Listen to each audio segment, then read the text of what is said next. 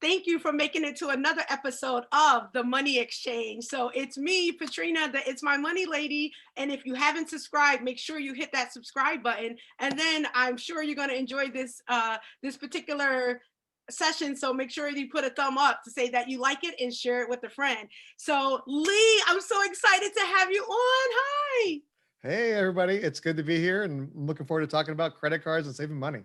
Yes, I can't wait to hear your various different tips. But before we go there, look at that background. I'm loving the fam. I'm look, I see various different little ones. Tell us who's back there.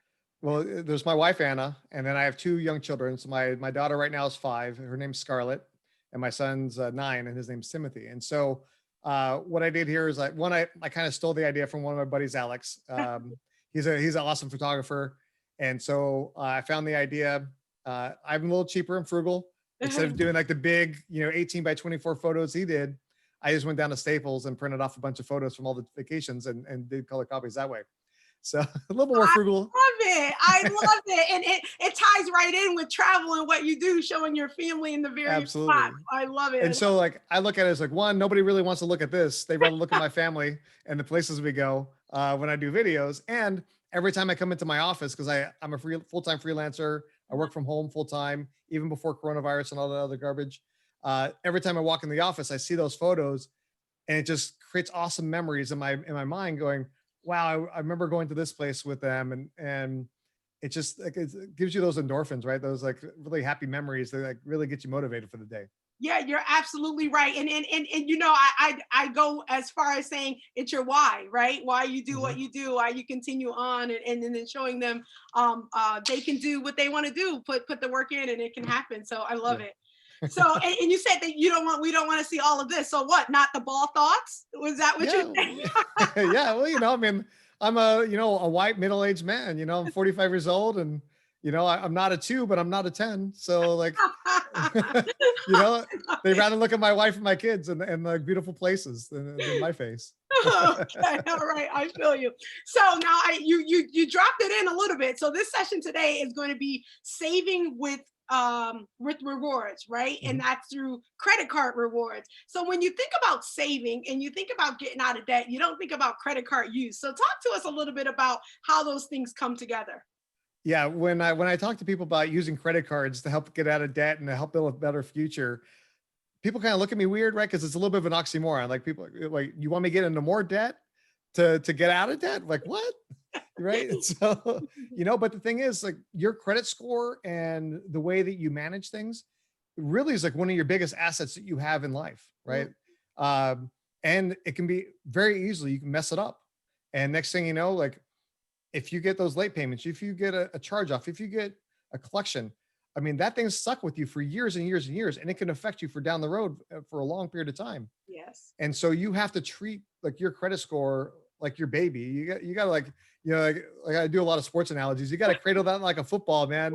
And you got to stiff arm people that try to mess with your credit. It's like, no, you better step off, son. Don't be messing with my credit. You said step off, son. That's what I'm talking about, Lee. And so that, I That mean, football, step off, son. I love yeah, and so it's people talk about your assets. They talk about your savings account, your checking account, your IRAs, and your home and your car. Those are all great assets, but the way that you got those assets a lot of times is based on having a great credit score and keeping yourself financially fit that way. I mean, I used to work in banking, and if my credit score was messed up, I would never even been able to get my job. Same it. thing if you're ever trying to get like a government job where you need like security clearance and those types of things. If you have a lot of debt, you may not get approved for that position, and so you need a good credit to make sure that you can make those proper steps in life, whether it's building income, getting an apartment, getting a home, or anything else like that. Yeah, and I think people don't realize that one of the things you say, you may not get the job that you want, but you can also work for a company and not be able to be promoted for the same Mhm. reason, depending on which role you're going into. So it's really important. It's a 3-digit number that's very important. So let's talk about saving with reward. So how does one do that? How do you bring that all together? Well, there's a lot of ways. And so I kind of have a philosophy. I call it travel more, spend less, and live better. And the way that you accomplish that is first off by taking care of your credit, like we just talked about. Mhm. When you take care of your credit, you can qualify for the best credit cards. You get those best credit cards, you get the highest welcome bonuses, you get the most rewards on every dollar that you spend, you get fabulous benefits. Like airport lounges, I like getting spoiled in the airport lounge, getting those free drinks Yeah. and free food and massages and everything else, right? And so you take those benefits, and then now instead of paying cash for your travel, you're using your rewards, and then the money that you save, you can have better experiences. Like my wife and I went to Sydney, Australia a few years ago, Mhm. and if we had paid cash for that trip, for the flight and the hotel and everything else, when it came time to pay, I think it was like $100 each to climb the Sydney Harbor Bridge, be like, well, I don't know, like we just spent so much money to get down here, and the hotels cost a lot, and we have a limited budget, right? But when you use miles and points, you're like, all right, the trip really didn't cost very much. Yeah. We just paid a little bit of taxes and fees. It's okay to splurge a little bit and do that once in a lifetime experience. That in order for you to do that later on, when you actually have more money, like maybe you got that promotion that we just talked about, or you paid off some debt and now you got a little bit more money. In order to recreate that experience, you got to fly all the way back down there, Yeah. right? And Yes. so by using the miles and points again, like you can do those experiences. You maybe splurge, like, wow, I heard about this really excellent restaurant, right? My buddy David and I went to Paris, and there's a restaurant called Le Tour d'Argent, Okay. that's right on the Seine River, overlooks the Church of Notre Dame. They serve duck as their specialty, and they literally have a wine book that I would say is probably like 5 inches thick. Wow. So you didn't say And wine menu, wine book. yeah, like a book of like all the different wines they Yeah. have. Uh-huh. And we use miles and points for that whole trip. And Wow. so we probably spent $300 or $400, getting 7 different courses of duck and like having some wine and all those other things. That if we paid cash for that, I don't know if that's really going to happen, Yeah. right? And so you can create these amazing experiences that you have those memories for years and years and years, or you can take that money and you can accelerate the debt payoff, right? Like we moved from LA to Nashville a few years ago, Mhm. and we're on a path now to paying off our home quickly. We got a 15-year mortgage. I'm looking at things. I'm like, all right, by keeping our expenses low, I'm paying a little bit extra. We're going to pay it off probably in the next 6 or 7 years. Well, I Yeah. love that. And I think, you know what, and I'll have you talk about this a little bit, is the when people think about credit card debt, at least some of the people that I work with, it's, they think about, I've gotten to this debt because I went to the mall, I spent this and I did that. But your credit usage could be paying bills that you would pay regularly Mhm. anyway, and you would still earn the same sort of points and rewards, right? Yeah, absolutely. I mean, there's probably a fallacy people talk about where they get the bad advice where they say, oh, you have to carry a balance in order to boost your credit. Yeah. Like that is not the case at all. Like pay off your credit cards in full every month. Mhm. Uh, Avoid that interest as much as you can. And again, some people can't do that, right? Like they're working to pay off that debt and everything else. And that's what we talk about. That's like the last step of that virtuous circle, is taking the money that you save from your vacation budget and pay you having experiences, building your future, paying off your debt, building your emergency fund. I mean, that's really what it's all about. Yep. And the more that you can pay down your debt and get below like some of those thresholds of like the 50% credit card usage, the 30% credit card usage, those are like nice big steps that are going to boost your credit score. And then from there, then again, you're going to qualify for the best credit cards, and you go around and around in that circle. And so you're spending money no matter what every month, right? Like you're paying your utility bills, you're paying for food, you all the different things that you normally pay with cash or a debit card. That's if you have a car and needing to go out. Exactly. All those different things, you can pay them with a credit card. Just main thing is just having that wherewithal to say, you know what, I got all this money in my sitting in my checking account that normally I would have been spending. Use that money to pay off your credit cards. That's right. That's I was important. really upset. There was a company called Debitize, that was wonderful. There was actually a way they would link up your checking account to your credit cards, and every time you charged, they would actually withdraw money from your checking account and set it aside like in a holding pattern, like Hmm. an escrow account, and then they would pay off your credit card for you. So that way, like you didn't get into trouble. And unfortunately, they went out of business. But you can basically do that on your own. There's nothing that says you can't pay your credit card multiple times throughout the month, or just like, or maybe even like once a week. So use your credit card for your purchases, and then once a week, just go in there and pay that sucker off. So that way, you're not paying a lot of interest on your debt. Yeah. Now, what you just described, I wasn't familiar with the company you named, but I just interviewed somebody who's a co-founder of Spin Debt, and it Okay, essentially does exactly what you just said. You, nice. what the way that it's done is every time you make a purchase, it's like you just said with the credit card, and you make a purchase with the credit card. Well, prior to you doing that, you set up your spend that account, and then the amount that you want to go into that account based on your purchases or Hmm. from your purchases, and then when you make the purchase, that set dollar amount, $1, $2, $5, whatever it is, will go into that account, escrow type of account, and then at the end of the month, they'll pay whatever debt it is that you have allocated to pay. So that's Oh, nice. exactly how that works. It's called spin debt. But Okay. okay, so we talked about the use of credit cards and we talked about rewards. Some people opt to get cash back. So talk Hmm. a little bit about that, like rewards versus cash back. Is one more advantageous than the other, and do you accumulate them at the same rate? Yeah, so I mean, it really depends on the credit card that you have, because each credit card has a different type of rewards that it earns, whether it's cash back or airline miles, hotel points, or whatever. Or unfortunately, some cards don't earn anything. You know, the only thing they earn is some interest you got to pay the bank, right? Yeah, so mix them. We don't want those ones. Uh, but really, it boils down to what's most important to you. Like right now, we're recording this during the time of coronavirus, right? Nobody's really traveling, Right. so a reward, airline miles or hotel credit card does nothing for you right now. Obviously you can accumulate things and plan for the future, but if you're focused on today and you got debt and everything else, don't use that miles and points credit card. Get a card that earns like cash back. And there are some that are like that just give a set amount for like any type of purchase, right? Like the City Double Cash gives you 2% cash back on everything that you purchase. And which one was that? You said City Double Cash? Yeah, City Double Cash. You earn 1% when you charge, and you get another 1% for every time you make a payment. Okay. So I mean that's a great card, no annual fee, everything else like that. But if you spend a lot on groceries, if you spend a lot on dining or travel or whatever, like gas or whatever type of like category that you spend a lot in, or if you're a small business person like you and I, you can get a small business card as well. But take a look at your budget and take a look at the categories where you spend the most and get a credit card that aligns with those categories. Because some of them will pay 3 or 4 or 5, even 6% cash back based on like the category that you're spending, Yeah. right? And so there's like a I was doing writing an article right now.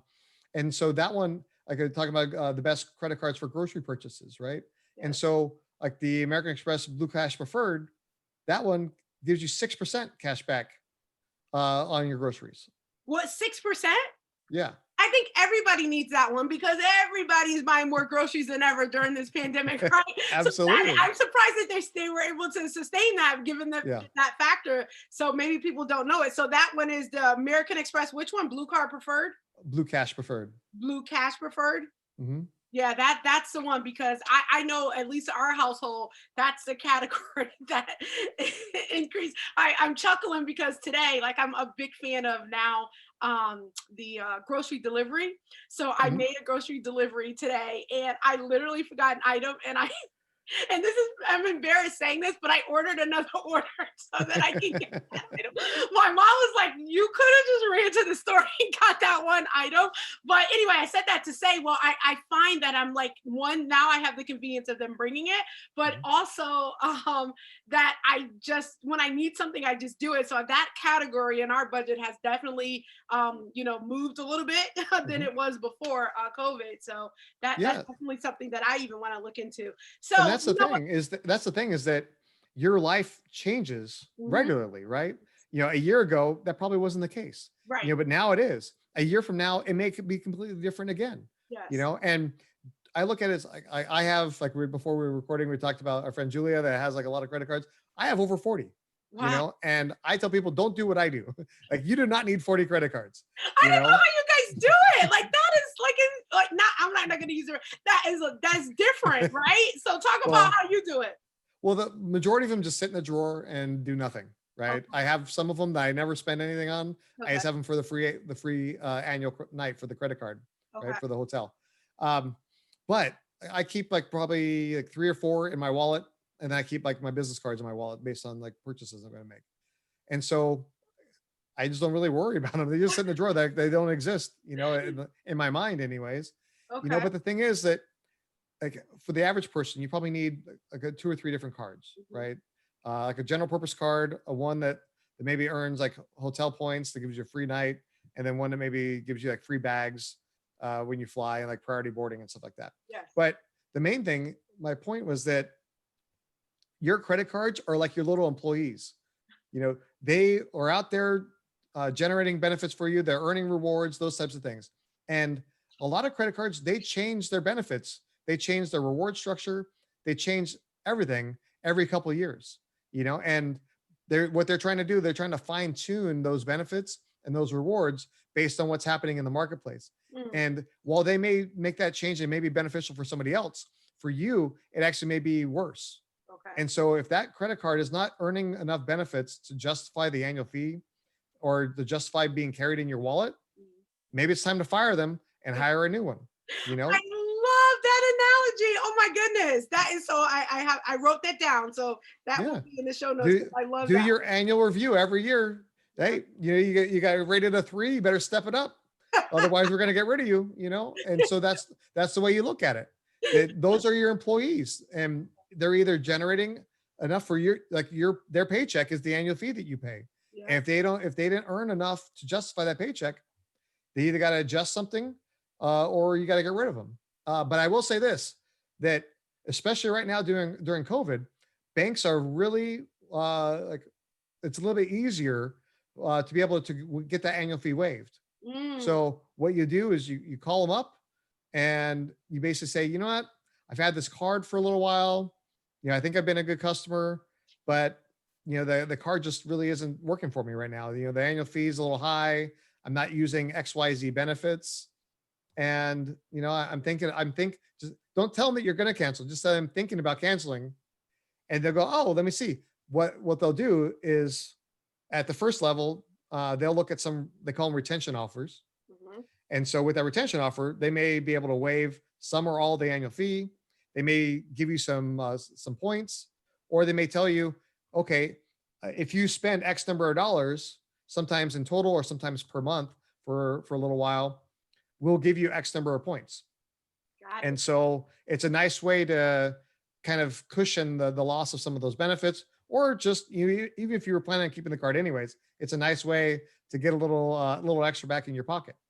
Like I have the Amex Platinum is one of the cards I have, and it has a huge annual fee. I think it's like $550.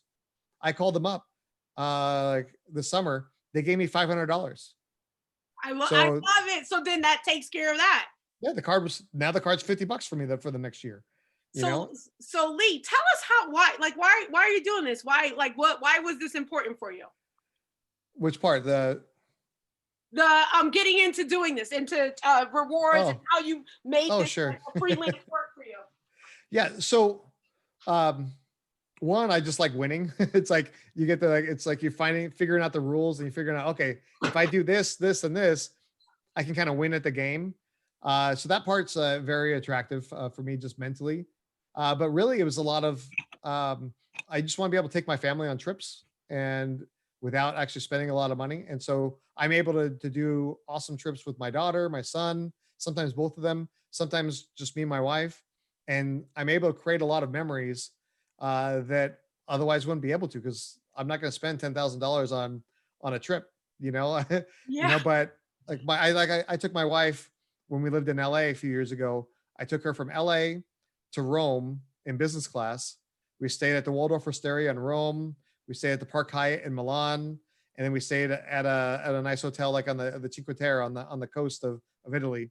Mhm. Like 5-star hotels and like in Milan and Rome and business class back and forth. That trip would have cost like $10,000. Uh, Paying a little bit on the annual fees and a little bit on the taxes on the flight.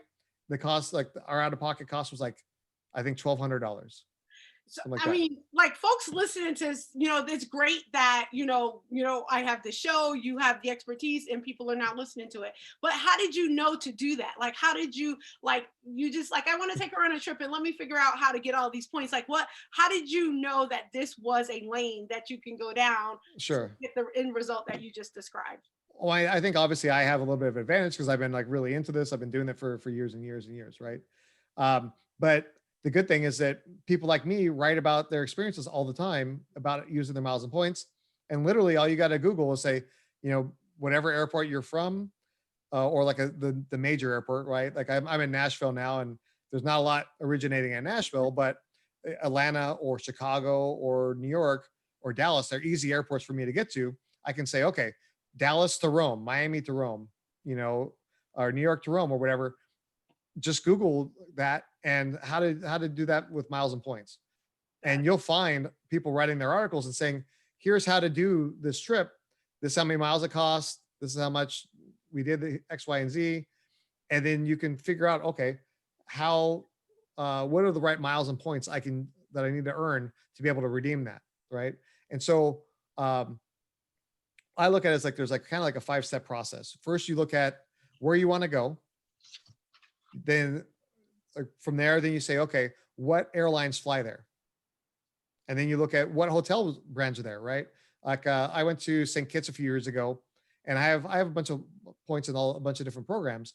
But say you're like you went all in on Hilton. mhm. Hilton's a great brand, a lot of wonderful hotels. Like we just talked about the Waldorf Astoria and stuff like that. But if I go to St. Kitts and you have a ton of Hilton points, guess what? You can't use them. They don't have a Hilton property on St. Kitts, Uh, right? There's Marriott, there's Hyatt, and then a bunch of local brands. And so you have to look and see what hotels are there because either one, they don't have a location at all mhm. where you want to go, or maybe you want to go for your anniversary and it's like something amazing, or like a special birthday or something like that. And the only thing they have is a Holiday Inn Express. Like, well, not exactly getting a lot of upgrades at the Holiday Inn Express. It's not exactly like an aspirational moment. And so you want to look and say like, what type of hotels they have, and you go, okay, you know what? They only have the economy brand there. I want something that's a little bit more upscale, and so I'm going to look and see what are the upscale brands that are there. You can simply go on like Expedia, and you can look and see, like, okay, what are the hotels in this city? You can go on Expedia and look at what are the airlines that fly to this city, and though that'll give you clues to say, like, okay, I need to earn the American Airlines, and I need to earn your Marriott points, right? Okay. And so you go that way. Generally, getting the credit card for those airlines and hotels is great because you're going to earn a welcome bonus when you first sign up, and then using those cards for all your purchases, you're going to accumulate a bunch of miles as well. You W- know, Well, that's what I was going to ask you. Let's say somebody's listening today, have not done any of this, and may have a credit card or two, but use your process or model you just mentioned. How long does it take? Maybe will answer my own question. So, sure. How long does an average person, so average grocery, average shopper, whatever, how long will it take for them to accumulate points for such a trip that you described, and or some sort of sizable cash? What's Sure. that timing like? I mean, really, it all varies. If you want to fly in business class or first class, it's going to take a little while, right? Because there's a lot more miles and points to be able to book that. Um, right now, if you can maintain your credit, and this is what we talked about earlier, because of the coronavirus, and because so many people have lost jobs and so many people are having difficulty paying, uh, right now it's kind of like a weird situation where a lot of people are hurting, a lot of people aren't traveling and stuff like that. Airlines and hotels, they're offering sometimes really huge welcome bonuses to be able to get their credit card because they know that if you have been able to keep your credit good during this time and you've been able to keep your job, most likely during good times, you're still going to keep your credit good and you're still going to keep your job and everything and keep making that money that we can make those payments on your card. And so right now is a wonderful time. I was looking earlier, like the IHG credit card right now is giving 140,000 points. Well, which one? The IHG Rewards Club Premier card, 140,000 points. Oh, That's several nights at a hotel, like a mid-sized hotel. And yeah. so if you can keep your credit high through good times and bad, you are like the ideal customer for a bank. Okay. and like we talked about, like your credit score is your baby. You gotta keep that, keep it well, like through good and times and bad. Like no matter what, even if you can't pay your credit card off in full, like we talked about earlier, at least pay the minimum Yeah, a minimum on time. and On keep it time. on time. What I do with every card, as soon as I get the card, is I set up automatic payment of the minimum, Mm, no matter what. Okay, yeah, sometimes maybe life happens and you're not able to pay it off in full. That's fine. mhm. Life happens. Maybe you pay a little bit of interest. That's like your slap on the wrist. Yeah. But the main thing is don't miss out on that payment. Don't get a late fee and Yeah. don't get that 30, 60, 90-day late Yeah. on your credit report, because that late payment is going to be on there for 6, 7 years, Yes. sometimes even 10, Yeah. and you don't want that. You don't want that, like that scarlet letter, sitting on your chest for all that period of time, because it's going to harm you and you're going to miss out on job opportunities. Your insurance rates could go up in certain states. You Yes. may not get approved for that apartment or that mortgage that you want. Yeah. There's always, like, it's like all these dominoes could fall in a very negative way just from like missing that one payment. That's exactly right. Now, Lee, you have dropped some gems. People like what? Like who's Lee? Like where do you come from? Who are you? What do you do? What have you done? Tell Sure. us a little bit more about Lee. So at a very early age, I had a kind of a crash course in like what not to do with money. My dad was a bankruptcy attorney, uh, and I started working for his office when I was like 15 years old. mhm. And so I learned all the ins and outs of like kind of like the accounting of his office. I would hear people's stories, and you learn what not to do with money. I mean, I'm not perfect. I made mistakes with money as well. Even with learning all that, it just, it happens. We're human, and you can't beat yourself up over it. You got to just move forward. Yeah. During college, I started a company where I did business plans for companies looking for debt and equity funding. Did bankruptcy consulting for my dad's clients, Mhm. to basically like do the financials and showing them how to get out of the debt and pay off their debts. And then the dot-com crash happened, and so I stopped that, went into financial planning and transitioned into banking. And so I was able to like help people save for their future, through like IRAs and 401ks and savings accounts, and getting good rates on their loans and those types of things. Yep. And then I moved into like more like the banking side, like the corporate finance, where I became effectively like a divisional CFO for a regional bank. Hmm. And I was there for about 13 years. And then I went from being like, really high. And then, like I call it, I went from being a hero to a zero. I used to be the guy that my boss would send me in to go fix whatever's going wrong in one of the divisions. And I went from that to basically, in my eyes, at least, I was basically being forced out. They were trying to make my life uncomfortable to the point where I quit. Um, and Wow. so I ultimately quit and moved from LA to Nashville 2.5 years ago, in 2018. And then now I'm a full-time freelancer. And so I basically get to hang out with my kids, take them to school, take them to sports, take them to doctors. And then in between all that, I write articles on the internet talking about personal finance and real estate, investing, credit card rewards. And then I also host a podcast. So it's a fun life. But it was one of those things where I was focused and saved. I did have a little bit of an advantage. I had a good income when I was working for the bank, and but the frugalness within my mind Mhm. is one of the things that kept me from living like inflating my lifestyle throughout all that, so that way I could save and could focus on paying things off, to get me to the point where, what, I can give up a $200,000 job in LA and move from there to Nashville, where, as a freelancer, as a contract employee, like my income, varies widely, Yeah. on a monthly basis. And so, by being diligent about paying things off and focusing on that and building up kind of a cushion, um, I was able to make the switch and make that leap and move here. And then now I'm here on podcasts and video, like with people like you, and just enjoying it and trying to kind of share those tips with other people. And again, people may have latched onto that $200,000 mark that I just talked about. $200,000 in LA doesn't go very far. Let me tell you, I was spending because I had to wake up super early, like the last 6 months before I quit, I was waking up at 4 a.m. To be at work by like 5:30, and then leaving. And my wife would drop the kids off at daycare at 6:30 in the morning, so that way she could go to her job. She was a HR manager for a aerospace manufacturing company that was 7 days a week. So she worked on weekends. She worked sometimes at night, overnights and everything. Uh, and then I would leave the office by 4:30, so that way I could get home in time. So that was like 11-hour day just Yeah. from getting at the office 5:30 to 4:30, already 11 hours, to then get home in time to pick up the kids from daycare at 6:30. So now the kids are at daycare for 12 hours, Wow. and you get home at 7 and you spend like 2 hours with them, and then you put them in bed at 9. And then I was basically back to work or for a little bit before I went to bed. Yeah. So it's not a good life as far as that goes, because I had a 3-hour round trip commute, a lot of stress, and everything else. So it was good money, but I paid $3,000 a month for daycare, let alone the cost of housing and everything like that in LA and everything else. So the money goes quick.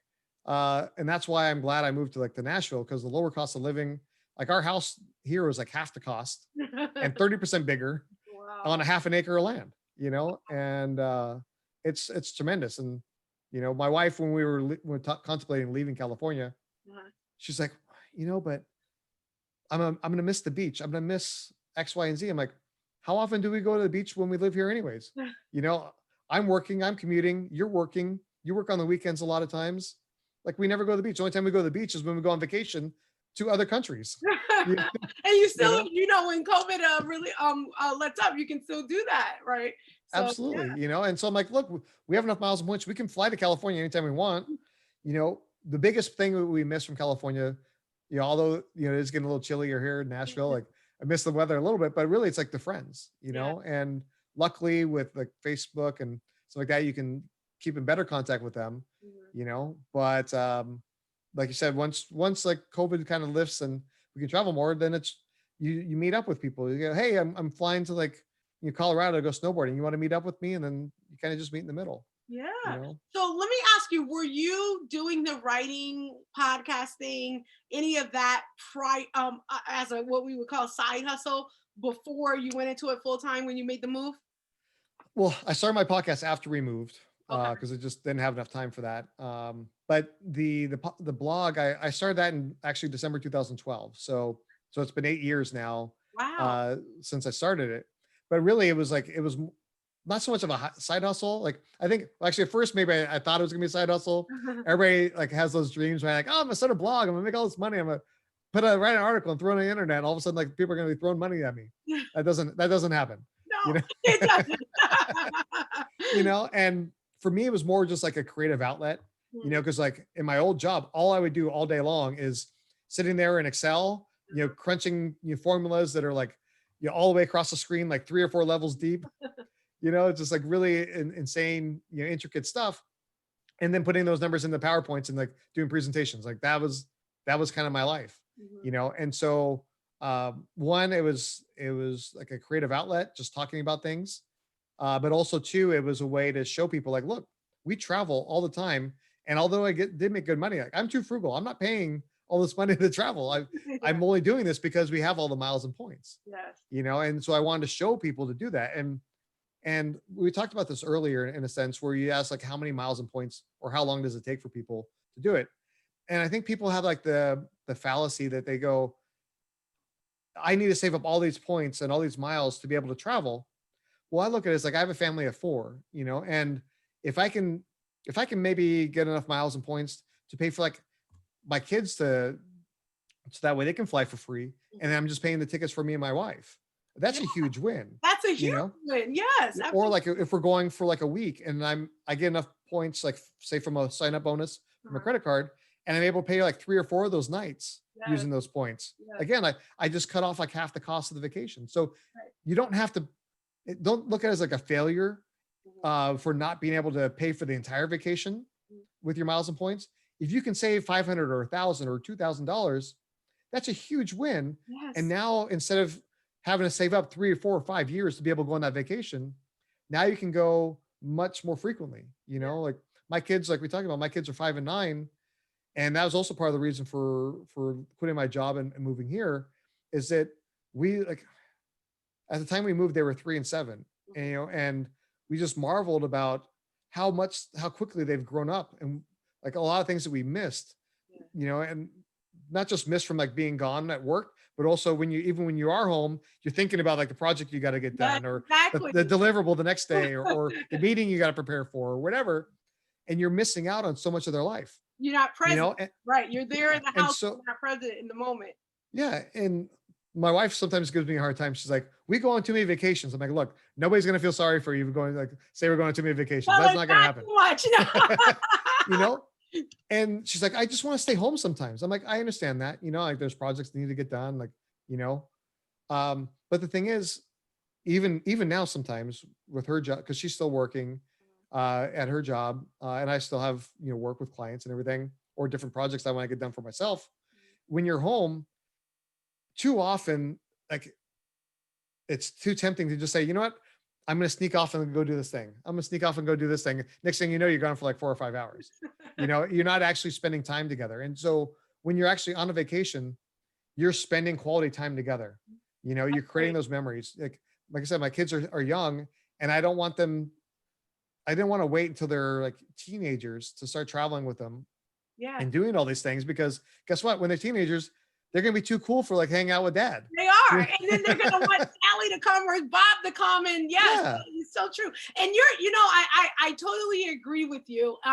Because I find when my husband and I, when we travel, like when we either try to do a day trip, or like you said, we're both off from work or home from work or whatever, and we said, okay, we're gonna do this, we're gonna watch a movie, or we're gonna whatever. It's like, okay, let me do this project real quick. Let me go and I'll just do 2 podcast recordings. And then before you know it, it's like, 10 o'clock at night and you didn't do Oh yeah. anything. When you really move away from the everyday, what I call hustle and bustle, and you're away, even if it's not out of the country, it's domestic, but different than at home, Mhm. you really do take the time. So I encourage at least once a year.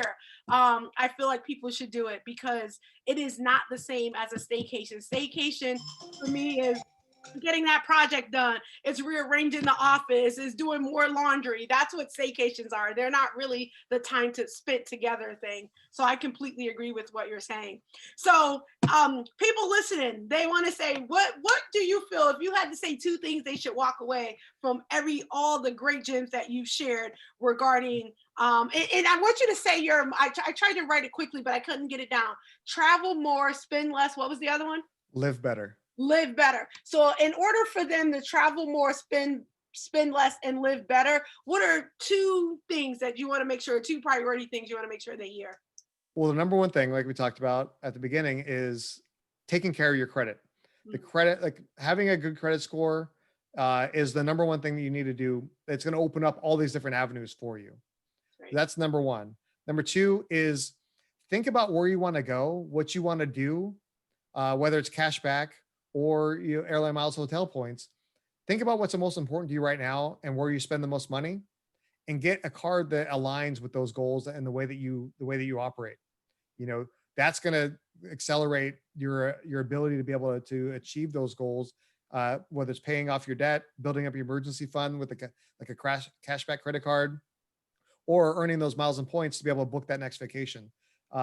Getting a card that earns those bonus points is going to get you there that much faster, because if you're earning only 1 point for every dollar you spend, you got to spend a lot of dollars to make that happen, right? But if you're earning two, three, four, five, six, like you're there much quicker, Yes. and most of us don't have unlimited sources of money, Mhm. and we don't spend massive amounts of money every month. So getting those bonus multipliers are really going to help us get there quickly. I will say this, another couple quick gems. Like we talked about, most of us are sitting at home. We're not going to the mall. We're not going to the store or whatever. Uh, One for convenience, and two for coronavirus. Uh, Whenever you shop online, do a couple things. One, go to cashbackmonitor.com and type in whatever store that you're going to go buy from. What it does is kind of like an Expedia, and it shows you all the different sites that will pay you, whether it's cashback, miles, or points, to basically click through their link to complete your purchase.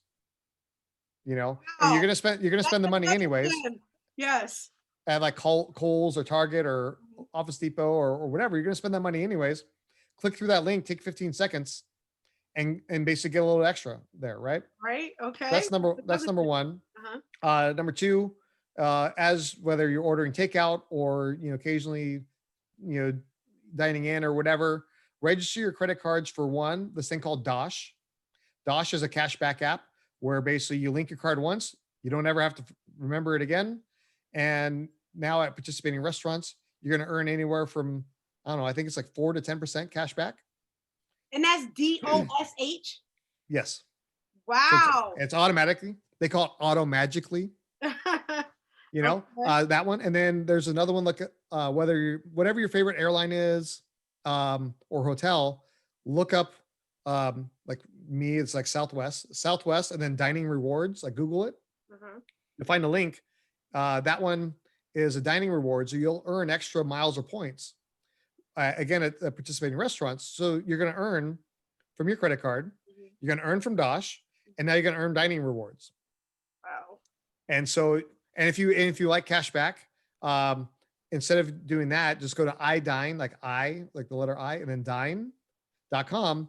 And instead of doing miles and points, you can get cash back, anywhere from like 5 to 10%. And so if you're doing it the right way, right, you're getting a credit card that pays you for dining Mhm. anywhere from like 1 to 4%, or you're getting Dosh that's giving you anywhere from a 4 to 10%, and then you're getting iDine that's anywhere from like 5 to 10%.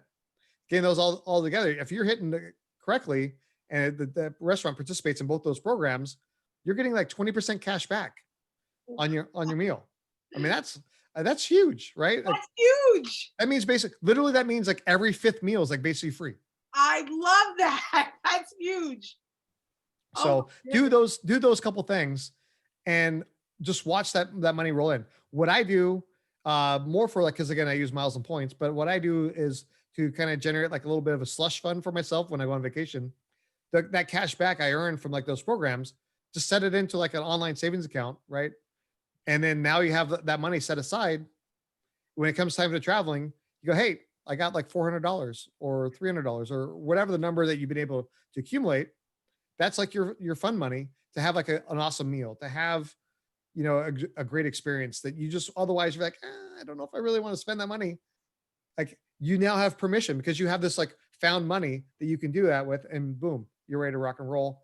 It didn't really bust your budget because it's like extra free money that you didn't have to pull out of your paycheck. You didn't have to Yeah, do exactly. anything. It's just money that's already there for you. I love it. I love it. So, before we roll out of here, I have to say, ball thoughts. How Yeah. did you? Looking at you, I know how you probably came up with it, but was it really as simple as that? Like, it's so fitting, but I'm like, talk to us about that a little bit. Well, I mean, the thing is, Well, I'm sorry, Lee. I don't mean to interrupt you. Tell them what ball thoughts is, and then go into how you came up with it. yeah. So bald thoughts. It's like, so I'm bald, and it's like I'm thinking about things. Um, Basically, that's my primary website where I talk about travel experiences, credit card reviews, travel product reviews, loyalty program updates, those types of things. Basically, again, just following that whole travel more, spend less, and live better lifestyle. That's my website. My buddy David Esquire, who's we became awesome friends with him after he photographed our wedding, and we were just hanging out at a happy hour one time. We were like, you know how it is, like as an entrepreneur, trying to come up with like a good domain name, Mhm. for your website, Yes. and making sure that it's not taken on Twitter and Instagram and all the different channels. It's frustrating, And so he came up with the idea of bald dots. And so I basically registered the name, and that was 8 years ago. Started it, but yeah, it's it's funny, when people look at it, like, I have a unique icon as well. That's basically me with my arms folded Yeah, with my bald I head know. I saw popping up that. I there. was like, Wow, this really goes together. So now, Yeah. because I was waiting to hear the story, I couldn't wait to ask you that question because I know you said you've been blogging for some time. So as I look at you now, I'm like, okay, were you bald back then as well? I wasn't sure because I didn't know you back then. So I guess Yeah. so. If you know the Yeah, name. no, I had that lucky or slash unfortunate circumstance where I started balding at an early age. Okay. And rather than do the comb over and like, fight it, when I used to have like probably, like maybe like about an inch worth of hair, I kept it, cropped pretty tight. And then finally, I think I was like 25, somewhere in my mid 20s. I said, you know what? Mm, Screw it. I'm just gonna do it. I took a razor. I went straight up the head, straight up the middle. Gave myself a reverse mohawk, and like there was like no turning back. And so basically, been bald ever since. Yeah. Um, it's like I tell people I wish I had a choice in the matter, but I don't. But luckily, I have a pretty good shaped head. I don't have. I'm not like Sloth from the Goonies. Like and my wife tells me she loves my bald head, and I'm like, I'm glad because I really don't have a choice in the matter, you know, but it's all good, Yeah. and it's like it's one of those things that just sets me apart. I I embrace it. I tell people, you know what, my brain's just so big, it just pushes my hair out. I don't know, like I don't have to tell you, That's wonderful. So, oh but my gosh, this has been a wonderful episode, and I'm looking at the time, and I'm like, oh my gosh, I probably can go on with you. Just so much. You just gave so much information. I truly appreciate this. I'm gonna drop as much as I can in the show notes. I don't know if you saw me going to the side that was taking yeah. notes over there. One for the show notes, two for myself. So thank you for everything that you've shared. I really appreciate it. And again, tell them where they can find you. So if you want to learn about airline miles, hotel points, and those types of things, baldthoughts.com. Same thing on Bald Thoughts on Instagram, Twitter, Facebook, everything else. If you want to learn about my podcast, I have over 130 episodes where we talk about the best things to do in cities around the world, small cities, big cities. Like I was just telling Patrina, I interviewed Lagos, Nigeria earlier this afternoon. That's wetravelthere.com. It's on all the major podcast platforms. We Travel There with Lee Huffman. Yeah, love it. So Lee, thank you so much. I really appreciate you being on. Absolutely. It was great to All be right. here. Yeah, and thank you for tuning in again. Remember, if you enjoy the episodes that I bring forth, make sure you hit that subscribe button because I need the subscribers. So I'm asking a favor. Please make sure that you do that. And then if you enjoy, leave a comment. Let Lee and I know what you enjoyed about our discussion today. He dropped a lot of gems, so make sure that you check out the show notes for this one. And know that I have a Facebook group. So if you enjoyed what you've learned today, I would love for you to join us in the squad. And it's called It's My Money Squad. That's IT''S, like you see here on my shirt, My Money Squad. So check us out on Facebook as well. Thanks again for tuning in. Enjoy. Bye, Lee. Bye bye.